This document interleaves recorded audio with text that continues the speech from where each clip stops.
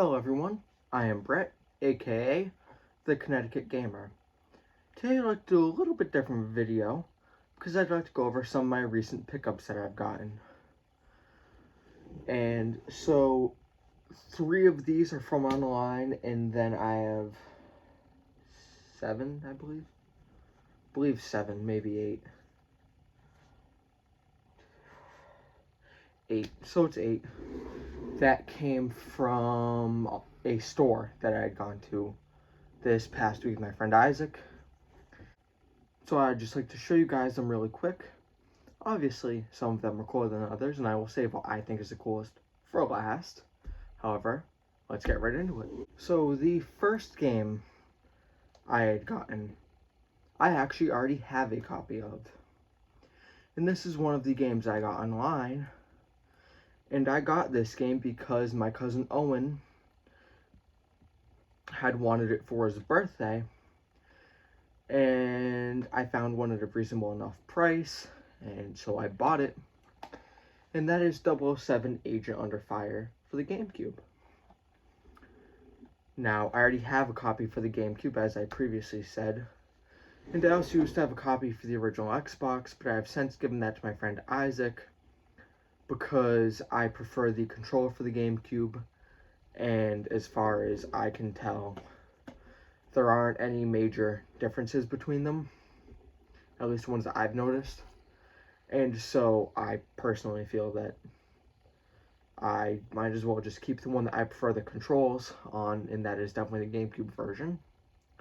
However, my cousin Owen, his birthday is coming up, and he had wanted GoldenEye. Where is it? He had wanted GoldenEye for his birthday. However, he does not have an N64, but he has a Wii. And as most of you probably know, and for those of you who don't, I will tell you now, almost every GameCube game is backwards compatible on the Wii. And so I figured I'd just get the game for him. And so I got it, and it didn't cost me a lot of money, and I think it was a good deal. Up next, I'd like to talk about the 3 cartridge games I got from the store. So I had, all in all, gotten 8 games from the store. 2 for the original Xbox, 2 for the Xbox 360, 1 for the GameCube, 2 for the NES, and 1 for the N64. So I'd like to start off with the 2 NES games and then the N64 game. So the first NES game I got is Fighting Golf. Me and him thought it'd be something along the lines of like Double Dragon or River City Ransom. But with like golf clubs and stuff, I mean, if you look, that's almost what the picture looks like, but turns out to be a regular golf game. However, it was like $5. I'm not worried about it personally. And the next game I got is one that I got because I know it's compatible with the Zapper, and I don't have a lot of Zapper compatible games. I have Duck Hunt, which is right here, Super Mario Bros. Duck Hunt, and I have Operation Wolf, and that's it. And so now I have another one to add to that collection, and that is The Adventures of Bayou Billy. And I actually didn't even see this game at the store until we were leaving, and it was on their like new editions thing. They have like a new edition shelf. And so I got it. It was a decent enough price. I think I paid like $6, $7 for it. USD. And so, I mean, good game for the money. And then the last cartridge game that I got, and I got this one because I've heard it's a really good N64 game. I've heard it's not quite as good as something like Beetle Adventure Racing or Mario Kart, but it still is a pretty good racing game, and that is Automobili Lamborghini. And again, I think I paid $7 for the game. I didn't pay a bad price for it, really. It was worth it in my opinion. And plus, I love the N64, and I don't have the biggest library for it, as you can probably see. And so, the more games I have for it, the better. So now I would like to talk about the 5 disc-based games that I got there. So the GameCube game, the Xbox 360 games, and the original Xbox games. So the first game I'd like to talk about, and probably the one that I'm most excited about out of all of them actually, is Sonic's Mega Collection on the GameCube. And you may or may not have noticed, it's the player's choice version, which is cool for 2 reasons. The first is, it's actually the first player's choice GameCube game I have, which is pretty cool. The second is, it has a yellow spine, so the yellow on the player's choice logo actually goes decently with it compared to every other game in the GameCube library. So I don't mind that it's player's choice even. And so with Sonic Mega Collection, this is another game that I didn't see initially because I looked at the GameCube collection, wanted to add something to my collection, but I couldn't find anything good, anything that was worth my time. And then that was on their new edition shelf, and it was like $7 or $8. I grabbed it. And the next game I grabbed because my friend Isaac told me, if you're going to grab one game here, grab this game. And I did, because from what I understand, he played it every single day in his childhood. And that's Call of Duty World at War. And now, me and him both have a sort of tier list for Call of Duty games. And so up on the top 3, and they're all ranked around the same, are Black Ops 1, Black Ops 2, Modern Warfare 2, which are all god tier games. And then a smidge below that is Modern Warfare 3, because that's also a great game. And then he has said that also a smidge below the top 3 is World at War. And I had personally never played World at War. And it was like $5. I picked it up. From what I've played of it, I enjoy it. Obviously, the online component was where it was at. However, the servers aren't the most active nowadays. But campaign and Nazi Zombies mode, they're definitely a lot of fun to play. And so the next game I grabbed, and another one of the player's choice games, but this one's Platinum Hits because it's an Xbox game, is Halo 3. And Halo 3 is, in a lot of people's opinions, one of the best Xbox 360 games. And I looked, and I couldn't find a non-Platinum Hits copy. And it was priced right, so I grabbed it. It's an amazing game. Sadly, the online servers have shut down, so it's really relegated to like single player now, but it's still an amazing game. And definitely one I'm glad I could add to my collection.